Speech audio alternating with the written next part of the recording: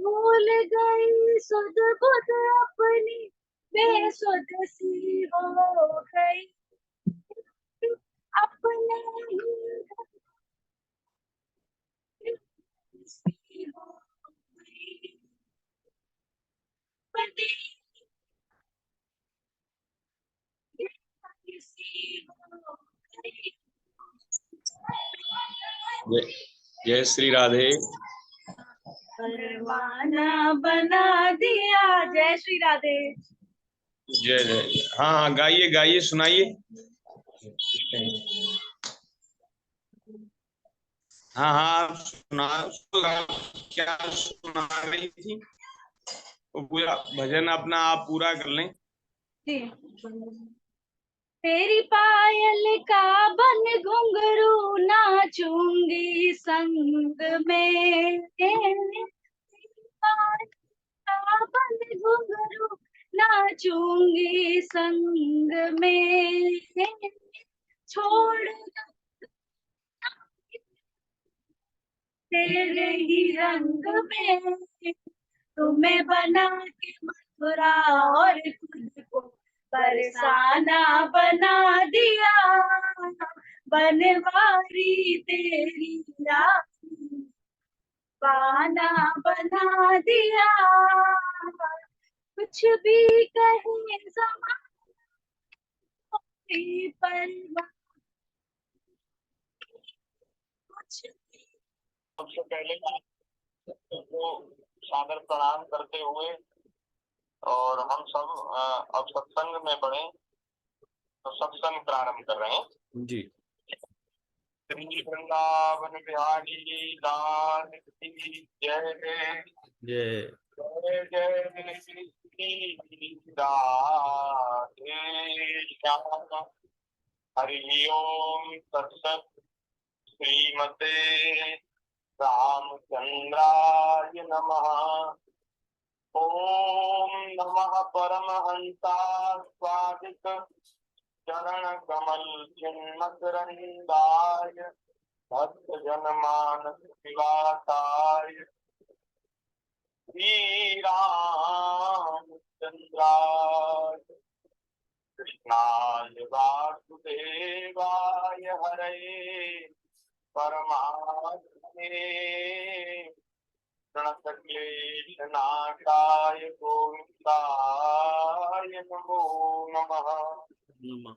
सीतानाथसमारम्भाम् श्रीरामानन्दादिमध्यमाम् अस्मदाचार्यपर्यन्ताम् वन्दे परम्परा। गुरुर्ब्रह्मा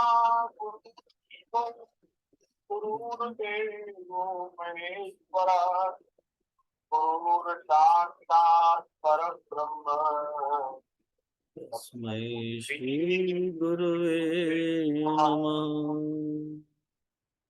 नारायणं नमस्कृत्य नरं चैव नरोत्तमं, देवीं सरस्वतीं व्यासं ततो जयमुदीरये। प्रह्लाद नारद पराशर पुंडरीक व्यासाम्बरीश सुकुतो नक भीष्मदास्यान् रुक्मांगदा वशिष्ठ विभीषणानि पुण्यानिमान् परम भागवता नमामि। युवन में भक्त जे तिनके पद की पूरी, सर्व सुशिर धरी राखियों मेरी जीवन। भक्त भक्ति भगवंत गुरु चतुर नाम एक, इनके पद वंदन किए नाश विघ्न हरे। राम जय राम जय जय राम, राम जय राम जय जय राम। श्री राम जय राम जय जय राम श्री राम जय राम जय जय राम श्री राम जय राम जय जय राम श्री राम जय राम जय जय राम श्री राम जय राम जय जय राम श्री राम जय जय जय राम सीताराम जय सीताराम सीताराम जय सीताराम सीताराम जय सीताराम सीताराम जय सीताराम राधे श्याम जय राम राधे श्याम जय राधे राधे राधे श्याम जय राधे श्याम राधे श्याम जय राधे श्याम जय जय श्यामा जय जय श्याम जय जय सीता राम जय जय श्याम जय जय श्याम जय जय श्री वृंदावन धाम जय गौ माता जय गोपाल भक्त वत्सल प्रभु दीन दयाल जय जय गौ माता जय गोपाल भक्त वत्सल जय दीन दयाल प्रिय गौ माता प्रिय गोपाल भक्त वत्सल प्रभु दीन दयाल प्रिय गो माता जय गोपाल वत्सल वत्सल जय प्रभु दीन दयाल श्री राम जय राम जय जय राम श्री राम जय राम जय जय राम श्री राम जय राम जय जय राम श्री राम जय राम जय जय राम सीता रामचंद्र भगवान की जय श्री वृंदावन बिहारी लाल की जय जय श्री बांके बिहारी लाल की की जय जय श्री यमुना महारानी की जय जय काशी को ब्रजमंडल धाम की जय जय श्रीमद् भागवत महापुराण की जय जय श्री सुखदेव जी महाराज की जय जय श्री नर नारायण भगवान की जय जय श्री वेद व्यास भगवान की जय जय श्री स्वरूपदेव भगवान की जय। जय सब संत हरि भक्तन की जय। जय जगत जननी पूजा गौ माता की जय। जय सत्य सनातन धर्म की जय। जय जय जय श्री राम। देश जय जय श्री सीताराम। हर हर महादेव। महादेव की जय। नारायण नारायण नारायण। हरि शरणम भक्तवांछा हरि शरण। कल्पतरु भक्तवत्सल शरणागत वत्सल दीन बंधु दया सिंधु असंख्येय कल्याण गुणगण निलय अकारण करुणा वरुणालय सच्चिदानंद घन श्री आनंद कंद भगवान श्री राधा राधा ब्रजेंद्र नंदन प्रभु श्री वृंदावन बिहारिणी बिहारी जी की बहुत कृपा करुणा से हम सभी को श्रीमद् भागवत जी की रसमयी मंगलमयी चर्चा कहने सुनने का परम दुर्लभ सौभाग्य प्राप्त हो रहा है। ये श्री ठाकुर जी की कृपा से ही ये सब संभव है कि महाराज इतनी दूर दूर बैठकर अपने अपने घरों में हम लोग विज्ञान के उपयोग से और भागवत जी की कथा श्रवण कर रहे हैं। ये ठाकुर जी की कृपा है। और यहाँ ब्रज में ब्रज की पवित्र भूमि में बैठकर यमुना जी के किनारे श्रीमद् भागवत जी का आश्रय लेकर के हमें अपनी वाणी पवित्र करने का ये अत्यंत मंगलमय अवसर प्राप्त हो रहा है। हम बड़े भाग्यशाली हैं। तो भागवत जी की चर्चा चल रही है और महाराज कल वृत्रासुर के पूर्व चरित्र के प्रसंग में राजा चित्रकेतु की जो कथा चल रही थी उसमें श्री नारद जी के द्वारा उनको जो उपदेश दिया गया महाराज चित्रकेतु को, उस उपदेश की चर्चा आज हमें करनी है। कल जो उन्होंने श्री अंगिरा जी ने जो ज्ञान वैराग्य परक उपदेश दिया था और देवर्षि नारद जी ने जीवात्मा को बुला करके उसके द्वारा उपदेश कराया था, उसकी कथा हमने सुनी थी। बड़ी सुंदर चर्चा हुई। और आज जो है श्री नारद जी महाराज उनको श्री संकर्षण भगवान की उपासना की पद्धति और मंत्र दोनों बता रहे थे। तो आज नारद जी जो उपदेश कर रहे हैं उस उपदेश को सुनने का सौभाग्य हम सबको भी प्राप्त होने वाला है। तो हम लोग बड़े सावधानी से बड़े ध्यान से, ये महापुरुषों का प्रसाद है और ये बड़ा दुर्लभ है महाराज।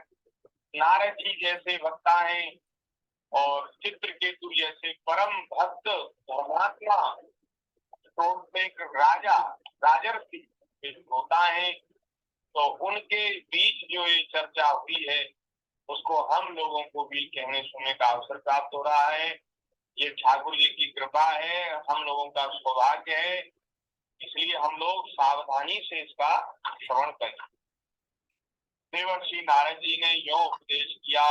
ओम नमस्तुभ्यं भगवते वासुदेवाय धीमहि प्रद्युम्नाय निरुद्धाय नमः शंकर्षणाय च नमो विज्ञान मात्राय परमानंद मूर्तये आत्मा रामाय शांताय निवृत्त द्वैत दृष्टये। नारद जी कह रहे हैं ओंकार स्वरूप भगवान आप वासुदेव प्रद्युम्न अनिरुद्ध और शंकर्षण के रूप में क्रमशः चित्त बुद्धि मन और अहंकार के अधिष्ठाता है। श्री वासुदेव भगवान चित्त के अधिष्ठात्र देवता हैं। प्रद्युम्न जी अनिरुद्ध जी और शंकर्षण जी ये बुद्धि मन और अहंकार के अधिष्ठाता है। मैं आप चतुर्व्यूह स्वरूप भगवान को बार बार नमस्कार पूर्वक ध्यान करता हूँ, नमस्कार भी करता हूँ और ध्यान भी करता हूँ। आप शुद्ध विज्ञान स्वरूप हैं, आपकी मूर्ति परमानंदमयी है, आप अपने स्वरूप भूत आनंद में ही मग्न और शांत हैं। वेद दृष्टि आपको छू तक नहीं सकती। मैं आपको नमस्कार करता हूँ। आत्मानंदानुभूतेव यत् शक्योर्मये नमः। ऋषिकेशाय महते नमस्ते विश्वमूर्तये। अपने स्वरूप भूत आनंद की अनुभूति से ही आपने माया जनित राग द्वेष आदि दोषों का तिरस्कार कर रखा है। मैं आपको नमस्कार करता हूँ। आप सबकी समस्त इंद्रियों के प्रेरक हैं, परम महान और विराट स्वरूप हैं। मैं आपको नमस्कार करता हूँ। इंद्रियों के प्रेरक हैं, इसका मतलब है कि भीतर जो आत्मा रूप से परमात्मा विराजमान है, ठाकुर जी विराजमान है, उन्हीं की शक्ति से तो इंद्रियों में चेतना आती है। अगर वे आत्म स्वरूप परमात्मा थोड़ी देर के लिए घूमने फिरने के लिए चले जाएं तो शरीर निषेध तो हो जाएगा हमारा। फिर घर के लोग कहेंगे अरे ये तो चले गए, बड़े अच्छे थे, ये तो चले गए, गुजर गए, अब इनको अंतिम संस्कार की तैयारी करो। इंद्रियों में जो, अब देखो कितनी बढ़िया बात है, लोग अहंकार करते हैं कि मैंने बहुत कर दिया, मैंने ये किया, मैंने वो किया, मैंने न जाने क्या क्या कर दिया। पर भाई एक बात बताओ, अगर श्री ठाकुर जी भीतर से शक्ति प्रदान न करे तो क्या एक उंगली भी उठा सकते हो? हैं? उनको देख लो, कभी नहीं। इनको पैरालाइसिस हो जाता है, वो हमारा हाथ पैर उनसे उठता नहीं है। भीतर बैठकर जो एनर्जी के स्रोत हैं, ऊर्जा के जो स्रोत हैं परमात्मा, वे हम लोगों को ऊर्जा प्रदान कर रहे हैं, शक्ति प्रदान कर रहे हैं, तब हम लोग कुछ कर पा रहे हैं। लेकिन भैया जो सत्संग से विमुख है, जिन्होंने साधु संग नहीं किया, जिन्होंने भगवान की भक्ति नहीं की, वे तो ऐसा ही मन में भाव रखेंगे ना। उनके भीतर कहाँ ऐसी बात आई कि मैं ही सब करता, मैं तो कुछ नहीं करता, सब परमात्मा ही करते हैं। उनके भीतर कहाँ ये बात आई? जो भगवान से विमुख हैं, संतों से विमुख हैं, वे तो महाराज इतना भारी अहंकार लेकर के सर पर घूमते हैं, महाराज क्या कहें। हमें तो दया आती है, तरस आता है। बताओ कुछ कर नहीं सकते, कुछ होता नहीं, कुछ इनसे बनता नहीं, लेकिन अहंकार इतना लाद रखा है। ये हम लोगों का दुर्भाग्य है। अहंकार का बिल्कुल त्याग कर दो। जो कुछ भी भगवान करा रहे हैं वे अपनी शक्ति से करा रहे हैं, हमारा कहीं दूर दूर तक कोई कुछ नहीं। तो नारायण भगवान ही इंद्रियों को शक्ति प्रदान करते हैं। बात समझ में आ गई ना? अगर ठाकुर जी भीतर से निकल जाएं, इंद्रियां कुछ चेष्टा करेंगी? आप देख सकेंगी क्या? नाक सुन सकेगी क्या? हाथ स्पर्श कर सकेंगे? जीव स्वाद ले पाएगी? कुछ नहीं होगा। हाँ, मुर्दे हो जाओगे, मुर्दे। उसको मुर्दा कहते हैं, आत्मा निकल जाती है तो मुर्दा शरीर हो जाता है। तो ऐसे भगवान को हम प्रणाम करते, नमस्कार करते हैं। तो महाराज मन सहित वाणी आप तक न पहुंचकर बीच में ही लौट आती है। उसके उपरत हो जाने पर जो अद्वितीय नाम रूप रहित चेतन मात्र कार्य कारण से परे की वस्तु रह जाती है, वह हमारी रक्षा करती। यह कार्य कारण रूप जगत जिनसे उत्पन्न होता है, जिनमें स्थित है और जिनमें लीन होता है, तथा जो मिट्टी की वस्तुओं में व्याप्त मृत्तिका के समान सब में उत्पन्न है। जैसे मिट्टी से जो बर्तन बनते हैं उनका आकार प्रकार भले ही अलग अलग हो, लेकिन वो होते मूल में मिट्टी के। ऐसे ही ये संसार, देखो कितनी बढ़िया बात है, ये समझने के लिए कितना सरल उदाहरण है। सारा संसार भगवान से प्रकट हुआ है, आकार प्रकार सबका अलग अलग है, सब में अलग अलग गुण दोष हैं, लेकिन सब हैं भगवान ही, क्योंकि सब भगवान से उत्पन्न है। जैसे मिट्टी के बर्तन, मिट्टी से बहुत बर्तन बन जाते हैं, लेकिन होते वो सब मिट्टी के ही, अलग अलग उनका स्वरूप होता है। रंग रोगन आप कैसा भी कर दो, किसी को काला बना दो, गोरा बना दो, किसी को लंबा बना दो, किसी को छोटा बना दो, है ये सब सृष्टि भगवान का ही स्वरूप है। ऐसे परमात्मा सब में व्याप्त है। उन परब्रह्म स्वरूप हे नाथ आपको मैं नमस्कार करता हूँ। यद्यपि आप आकाश के समान बाहर भीतर से भीतर एक रस व्याप्त हैं, तथापि आपको मन बुद्धि और ज्ञानेंद्रियां अपनी ज्ञान शक्ति से नहीं जान सकती, और प्राण तथा कर्मेंद्रियां अपनी क्रिया रूप शक्ति से स्पर्श भी नहीं कर सकती। मैं आपको नमस्कार करता हूँ। देहेन्द्रिय प्राण मनो योमी यदन्विता प्रचरन्ति कर्मसु नैवान्यदा लोहमिवा प्रतप्तं स्थानेषु दृष्टपदेष्मेति। शरीर, इंद्रिय, प्राण, मन और बुद्धि जागृत तथा स्वप्न अवस्थाओं में आपके चैतन्य अंश से युक्त होकर ही अपना अपना काम करते हैं। सारा हमारे भीतर जो मशीनरी है वो सब भगवान के चैतन्य अंश से युक्त होकर अपना अपना काम करते हैं। नहीं तो प्रकृति जड़ है और ये शरीर प्रकृति से बना है, इंद्रिया शरीर, तो जड़ प्रकृति वो महाराज सब काम कैसे कर पाती जब तक उससे चैतन्य का संपर्क नहीं होता। बहुत बड़ा कोई आप उपकरण बना लीजिए, है बहुत बड़ा उपकरण, बहुत लाखों करोड़ों रुपए लगाकर, लेकिन जब तक उसका बिजली से संपर्क नहीं होगा, अगर बिजली से चलने वाला है तो, अगर तेल से चलने वाला है तो उसको स्टार्ट करना पड़ेगा तेल डाल करके, तो जब तक उसको एनर्जी ऊर्जा की प्राप्ति नहीं होगी तो वो बेकार है, वो करोड़ों का उपकरण व्यर्थ है, बेकार है।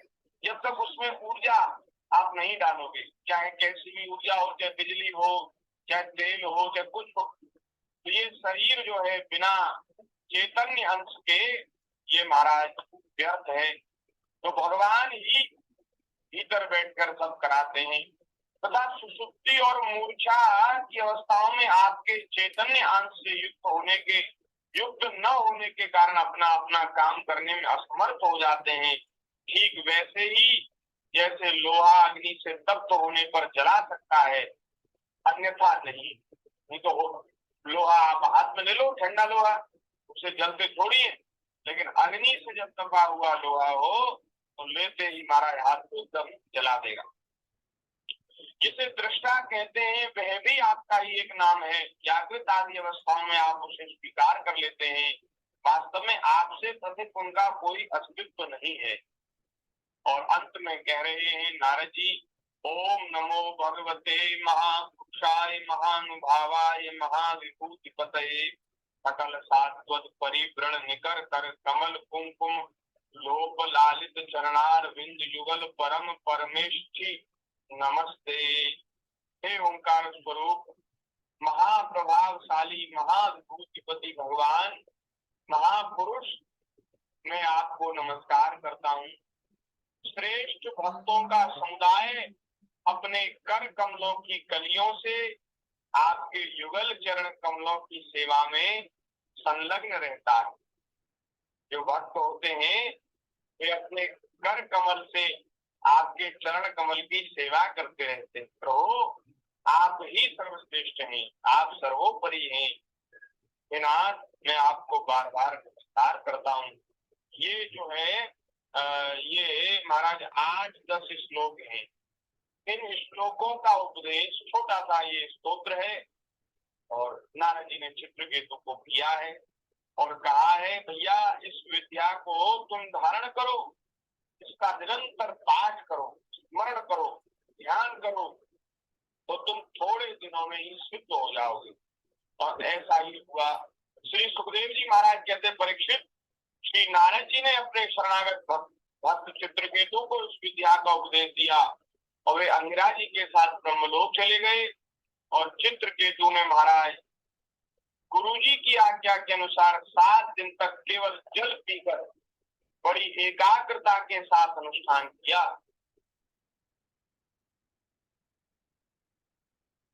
श्री सीताराम तुम बाहर जाओ, चलो। श्री वृंदावन बिहारी लाल की जय। नारायण। तो 7 दिन जल पीकर उन्होंने बड़ी एकाग्रता के साथ अनुष्ठान किया। तदनंतर उस विद्या के अनुष्ठान से 7 रात के पश्चात राजा चित्रकेतु को विद्याधनों का अखंड आधिपत्य प्राप्त हुआ। महाराज, जो विद्याधनों को जो रिद्धि सिद्धियां, जो संपत्ति उनको मिलती है, वो चित्रकेतु को केवल 7 दिन में ही प्राप्त हो गया। ये है महाराज। देखो, महापुरुष गुरुजी अथवा कोई संत कोई बहुत सामान्य सा भी उपदेश आपको कर दें और आप उसमें श्रद्धा पूर्वक लग जाएं, कोई सामान्य बात बता दें। वैसे तो ये सब असामान्य बातें हैं, सामान्य नहीं है, लेकिन गुरुजी कोई सामान्य से सामान्य बात बता दें और कह दें कि बेटा इसी में लग जाओ, यही तुम्हारा परम कल्याण कर देगा। बस गुरुजी की बात मानकर श्रद्धा पूर्वक यदि उसमें लग जाया जाए तो महाराज उससे भी सिद्धि प्राप्त हो जाती है। तो 7 दिन में ही उनको विद्याधनों का आधिपत्य प्राप्त हुआ। इसके बाद कुछ ही दिनों में इस विद्या के प्रभाव से उनका मन और भी शुद्ध हो गया। अब वे देवादिदेव भगवान शेष जी के चरणों के समीप पहुंच गए। उन्होंने देखा कि भगवान शेष जी सिद्धेश्वरों के मंडल में विराजमान है। उनका शरीर कमल नाल के समान गौर वर्ण है, गोरे रंग के। उस पर नीले रंग का वस्त्र फहरा रहा है। सिर पर किरीट है, मुकुट है, बाहों में बाजूबंद है, कमर में करधनी है, कलाई में कंगन आदि आभूषण चमक रहे हैं। नेत्र एकदम लाल लाल रत्नारे हैं और मुख पर प्रसन्नता छा रही है। भगवान शेष का दर्शन करते ही राजर्षि चित्रकेतु के सारे पाप नष्ट हो गए। उनका अंतःकरण स्वच्छ हो गया और निर्मल हो गया। हृदय में भक्ति भाव की बाढ़ आ गई। नेत्रों में प्रेम के आंसू छलक आए। शरीर का एक एक रोम खिल उठा, एकदम आनंद में खिल उठे। उन्होंने ऐसी स्थिति में आदि पुरुष भगवान शेष को नमस्कार किया। उनके नेत्रों से प्रेम के आंसू तब तक गिरते जा रहे थे, इससे भगवान शेष के चरण रखने की चौकी भीज गई। चरणों में प्रणाम कर रहे, नेत्रों में जल बरस रहा है। तो जिस चौकी पर भगवान के चरण रखे हैं वहां महाराज चौकी गीली हो गई।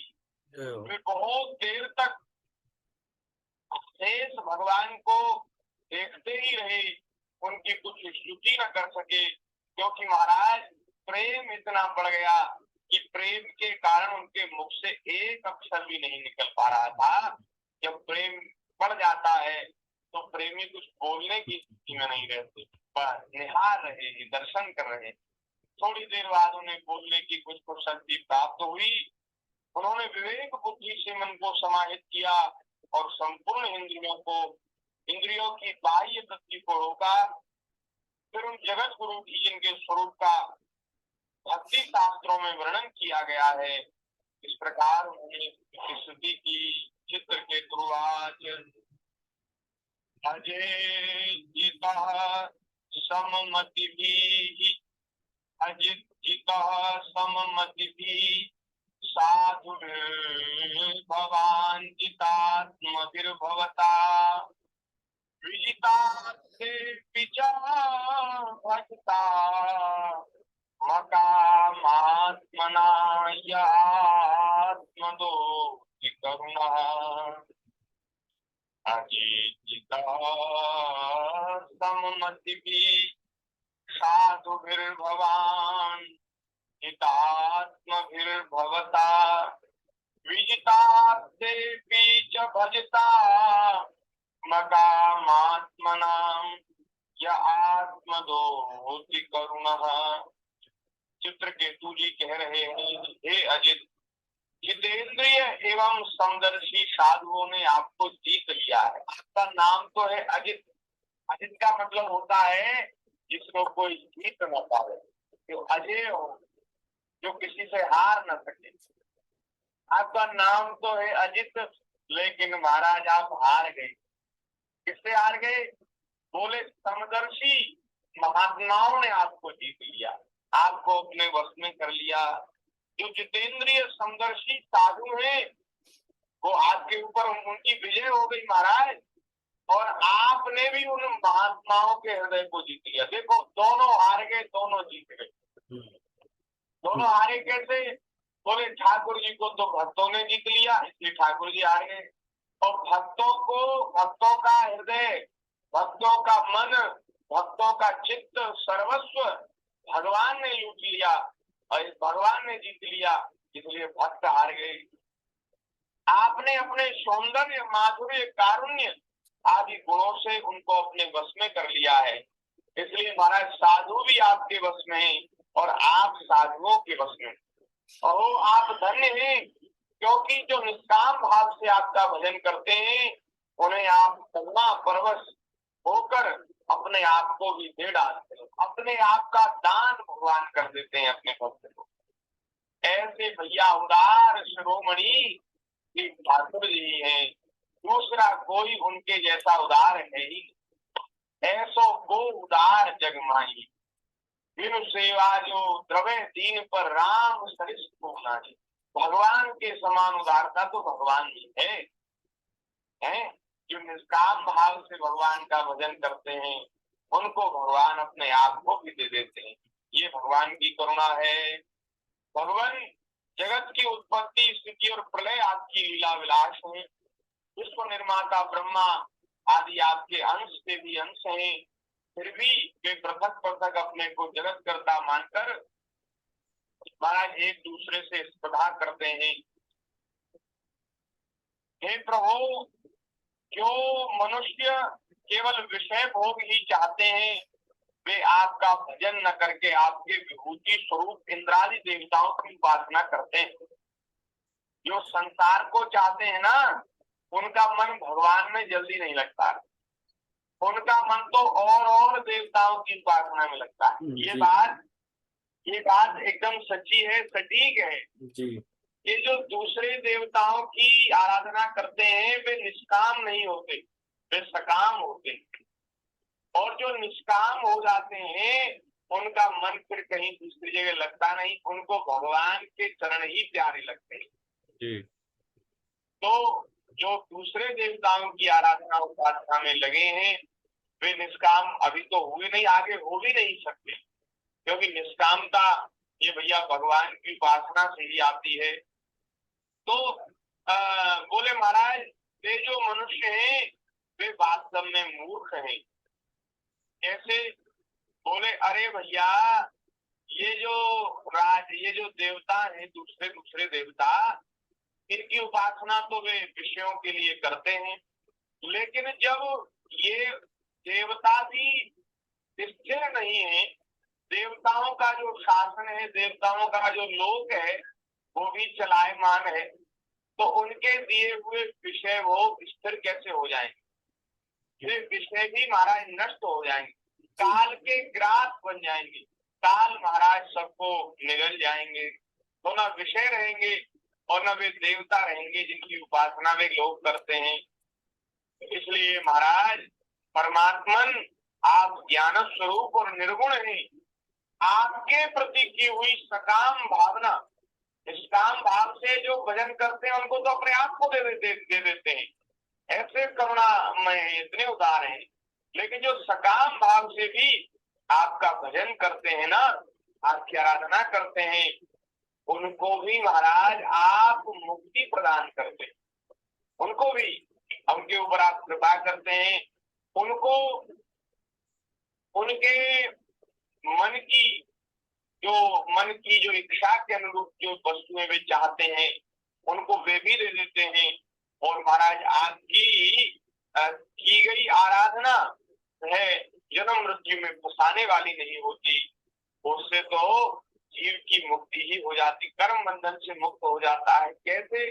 बोले जैसे भुना हुआ कोई बीज हो तो वह अंकुरित नहीं होता। तो आपकी जो आराधना है वो सारे कर्मों के बीज को ही नष्ट कर देती है। तो फिर पुनर्जन्म कैसे होगा? क्योंकि जीव को जो सुख दुख आदि द्वंद प्राप्त होते हैं वे महाराज सत्वादि गुणों से ही होते, निर्गुण से नहीं। इस प्रकार भगवान की आराधना चाहे सकाम भाव से करो चाहे निष्काम भाव से करो, उसमें सब प्रकार से फायदा ही फायदा है, लाभ है। और महाराज ये अजित, जिस समय आपने विशुद्ध भागवत धर्म का उपदेश किया था उसी समय आपने सबको जीत लिया।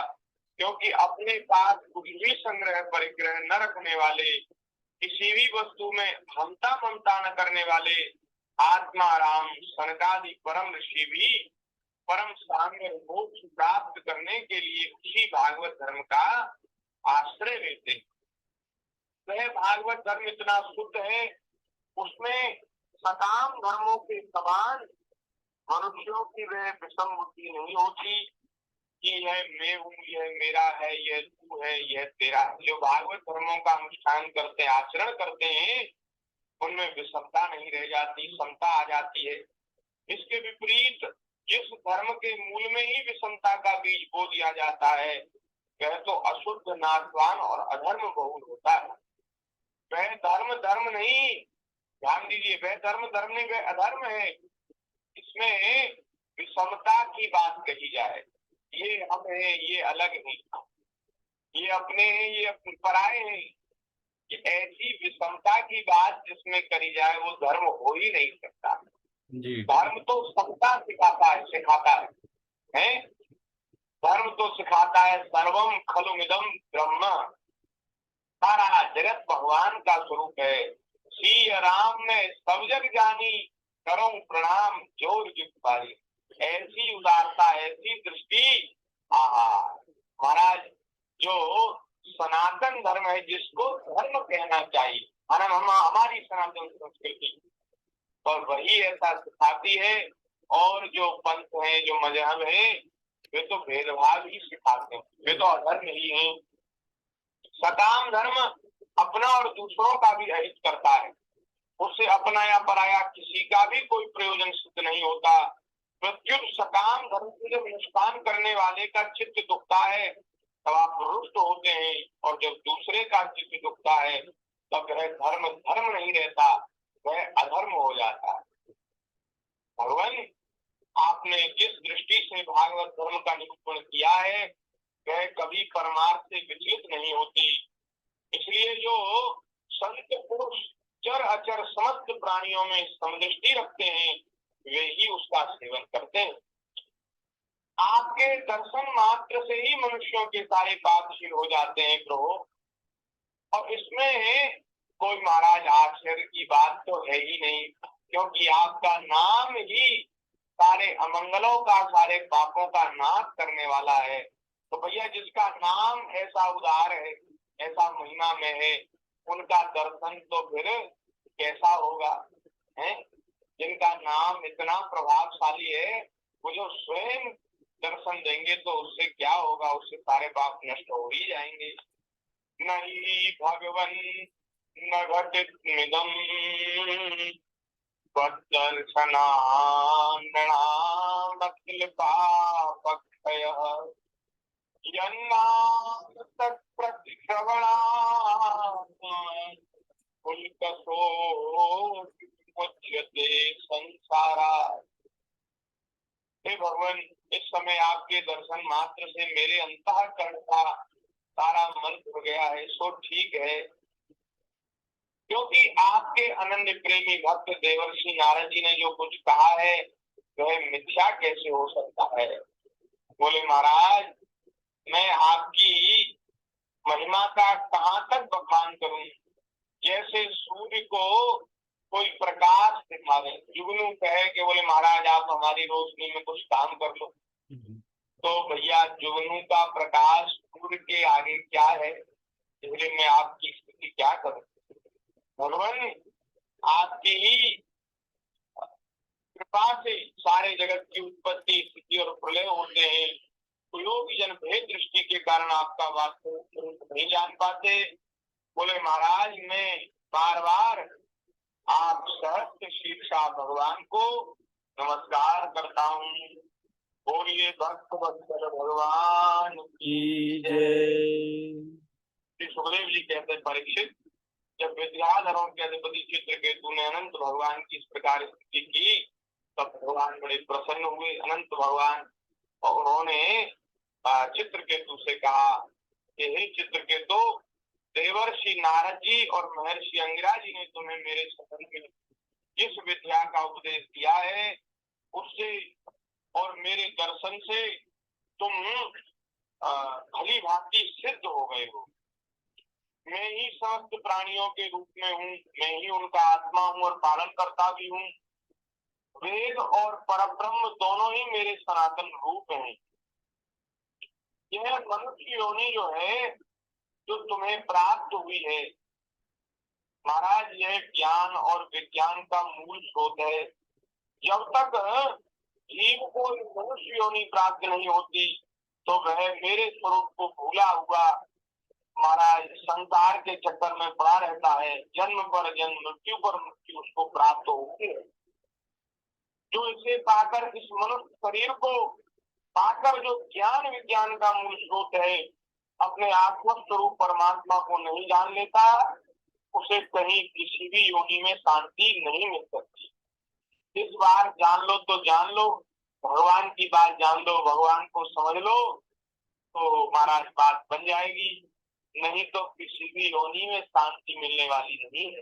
राजन, सांसारिक सुख के लिए जो चेष्टाएं की जाती हैं उनमें श्रम है, क्लेश है, और जिस परम सुख के उद्देश्य से वे की जाती हैं उसके ठीक विपरीत परम दुख देती हैं। वे जो चेष्टाएं हम करते तो है प्रयास सुख की प्राप्ति के लिए, तो ये कर लेंगे वो कर लेंगे तो सुखी हो जाएंगे, लेकिन महाराज वो सुख नहीं देती, वो सब क्रियाएं दुख देती हैं। किंतु कर्मों से निवृत्त हो जाने में किसी प्रकार का भय नहीं है। कर्मों से निवृत्ति उसमें भय नहीं है। लोग कहते हैं, बोले महाराज अरे कर्म नहीं करेंगे तो बताओ भोजन कहाँ से आएगा है? अरे भैया, भोजन देने का काम विश्वम्भर भगवान का है। भगवान का नाम है विश्वम्भर।